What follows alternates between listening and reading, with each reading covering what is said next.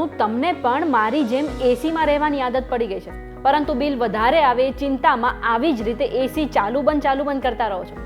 ગયા મહિને કાળઝાળ ગરમી પડતી હતી અને મેં આવી જ રીતે એસી ચાલુ બંધ કરીને મારું બિલ ઓછું આવે એવા ઘણા પ્રયાસો કર્યા, પરંતુ બધાનો કંઈ જ ફાયદો ના થયો. પરંતુ આ મહિને મારું એસીના કારણે બિલ વધારે ના આવે એ માટેની મેં થોડી ટ્રિક્સ શોધી કાઢી છે અને જો તમારે પણ એ ટ્રિક્સ જાણવી છે તો આ વિડીયો આખો જોઈ લેજો.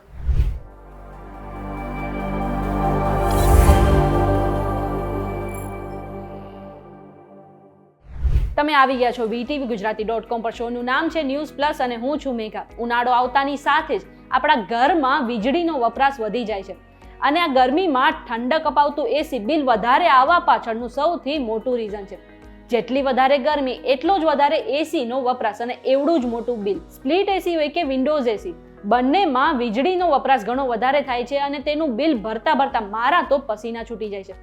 હવે મારી જ જેમ જો તમારા ઘરનું બિલ પણ એસીના કારણે વધારે આવતું હોય તો આ જો તમને એવી થોડીક ટિપ્સ જણાવીશ જેને અજમાવીને તમે ઉનાળામાં એસીની ઠંડી હવા પણ માણી શકો છો અને તમારું બિલ પણ ઓછું આવશે.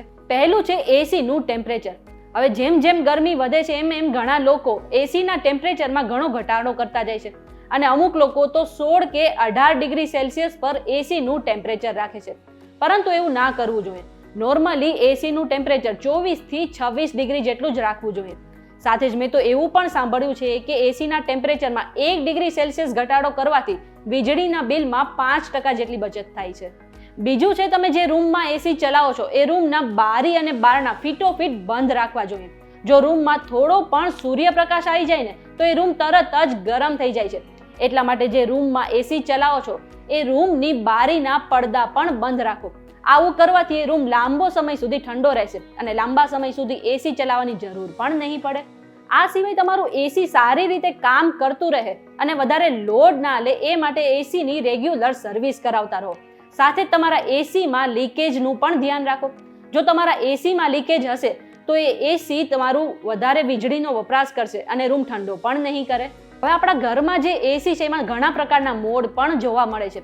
હવે તે વિન્ડોઝ એસી હોય કે સ્પ્લિટ એસી, દરેક એસીમાં તમને ડ્રાય, કુલ, હીટ અને ફેન જેવા મોડ જોવા મળશે અને ઉનાળામાં જ્યારે પણ એસી ચાલુ કરો ત્યારે તમારું એસી કુલિંગ મોડ પર જ હોવું જોઈએ. આ સિવાય બિલ બચાવવા માટે તમે એસી સાથે પંખો પણ ચાલુ રાખી શકો છો. આમ કરવાથી એસીની હવા આખા રૂમમાં ઝડપથી ફેલાશે અને રૂમ ઝડપથી ઠંડો થશે. હવે એસી સાથે પંખો ચાલુ રાખવો કે નહીં આ પ્રશ્નનો જવાબ માટે અમે એક ડિટેલ્ડ વિડીયો પણ બનાવ્યો છે. છેલ્લી ટિપ્સ એ છે કે જ્યારે પણ તમે એસી બંધ કરો ત્યારે તેને રિમોટથી બંધ કરવાની સાથે તેનું પાવર બટન પણ બંધ કરી દો, જેથી કરીને તેનો પાવર સતત ઉપયોગમાં ન રહે.